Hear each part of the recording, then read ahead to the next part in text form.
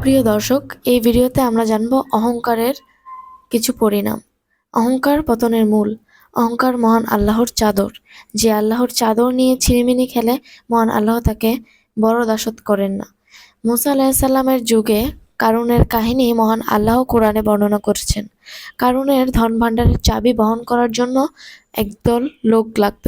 সে তার সম্পদের দাপটে অহংকার করেছিল। মহান আল্লাহ তাকে তার ধন সম্পদ সহ জমিতে ধসিয়ে দিয়েছেন।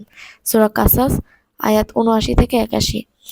পৃথিবীতে টাকার বলে যারা অহংকার করে, তাদের শিক্ষার জন্য কারুনের কাহিনীই যথেষ্ট।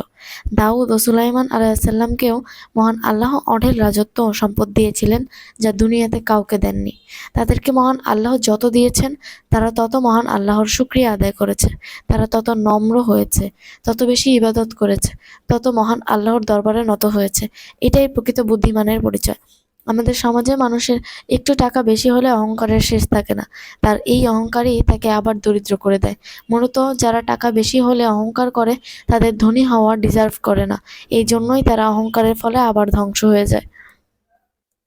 আল্লাহ আমাদের এসব বৈশিষ্ট্য থেকে বাঁচার তৌফিক দান করুক। আমিন।